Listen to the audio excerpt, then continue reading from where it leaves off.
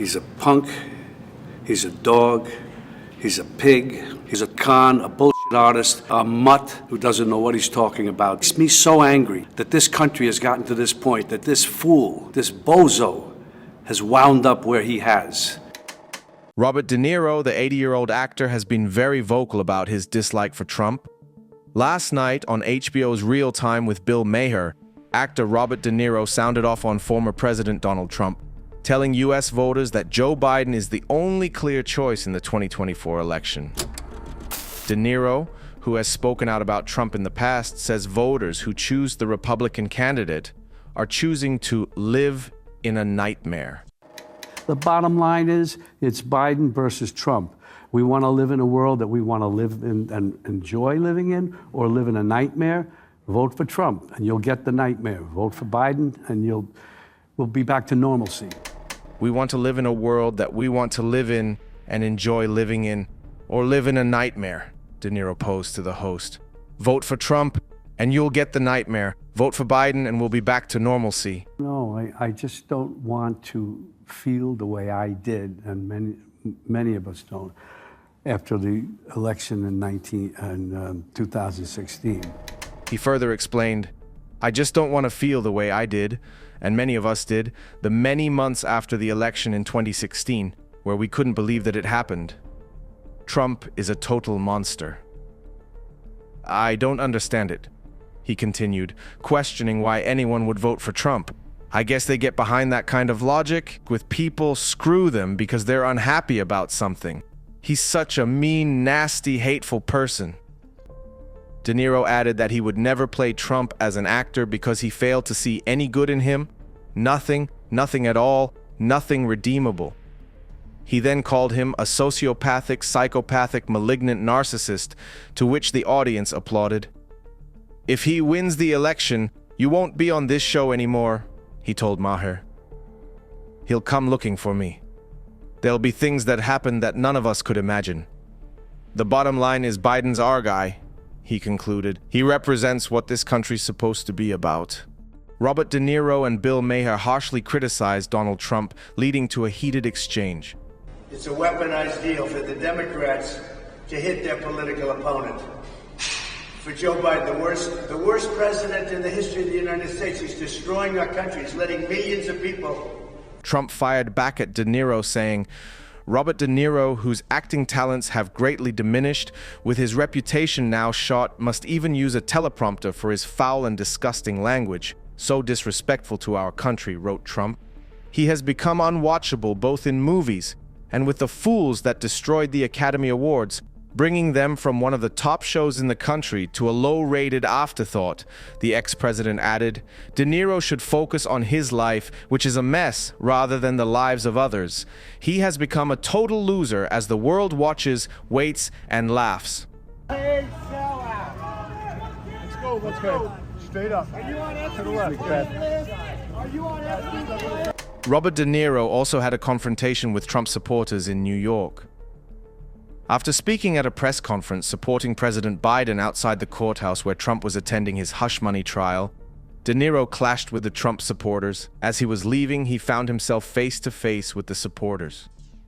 The situation quickly became intense, with both sides exchanging strong words.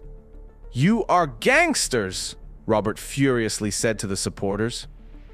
De Niro, known for his outspoken criticism of Trump, didn't back down, resulting in a confrontational scene as he made his way through the crowd.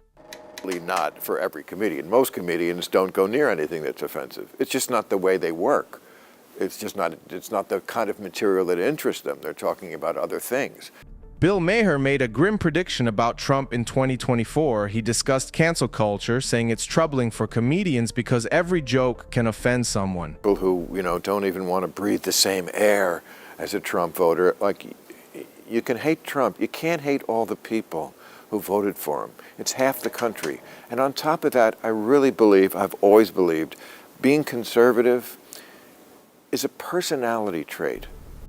Maher noted that many people, not just famous ones, worry about being canceled for innocent comments. People who are going to be conservative, and you're going to have to live with them. You can't own them or destroy them. They're not going to self-deport, and they're about to take over the government. He mentioned how people are tired of walking on eggshells, which is an issue in the upcoming election. We are living in weird times in far more ways than one. Not only are we coping with a global pandemic that some people still refuse to acknowledge, but we are also dealing with an ex-president who still refuses to admit that he lost the last election, whose fan base keeps spiraling deeper and deeper into cookie conspiracy theories, and whose adopted party inexplicably failed to cut bait and run from Qville when it had the chance, he said. Here are the easiest 3 predictions in the world, said Maher. Trump will run in 2024, he will get the Republican nomination, and whatever happens on election night, the next day he will announce that he won. Despair about that, because I think when politicians smell the White House, they don't care about the repercussions for the country. They just want to go for it. DeSantis against Trump, I think, could get it. I've been saying ever since he lost, he's like a shark that's not gone, just gone out to sea, continued Maher. But actually, he's been quietly eating people this whole time. And by eating people, I mean he's been methodically purging the Republican Party of anyone who voted for his impeachment or doesn't agree that he's the rightful leader of the 7 kingdoms. Maher explained how the small number of Republicans who outwardly oppose Trump's attempt to overturn the 2020 election will be gone by 2024, and how state legislatures and election officials are being replaced with loyalists who will hand him the presidency whether he actually wins it or not. He predicted that Republicans would win the House in 2022. And yet, 2024 comes, and Democrats treat it as a normal election year, he said. They are living in a dream world where their choice of candidate matters, their policies matter, the number of votes they get matters. None of it does. I won't even predict who the Democratic nominee will be because it doesn't matter. The only thing that kept the U.S. from a full-blown constitutional crisis was that some Republican elected officials put their foot down and insisted on reality. What happens without people who are willing to go against pressure from their party and do the right thing? The ding-dongs who sacked the Capitol last year, that was like when Al-Qaeda tried to take down the World Trade Center the first time with a van. It was a joke, but the next time they came back with planes, Maher said.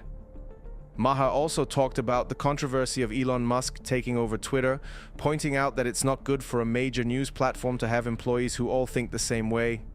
He emphasized that America is divided into 2 tribes, urban, college-educated, secular people on one side, and rural, religious, less educated people on the other. Maher argued that you can't hate all Trump voters because they make up half the country. He believes being conservative is a personality trait more than a political position. Conservatives aren't going away, and they might take over the government. He warned that many Republicans running for office in 2024 are election deniers. Maher is convinced that Trump will show up on Inauguration Day 2025 whether he wins or not, and there could be chaos similar to January 6th. He concluded by saying it will be a very interesting and potentially troubling time. Do let us know your views in the comments below. If you like this video, hit the subscribe button and press the bell icon so you are notified as soon as we upload our next video. Thanks for watching!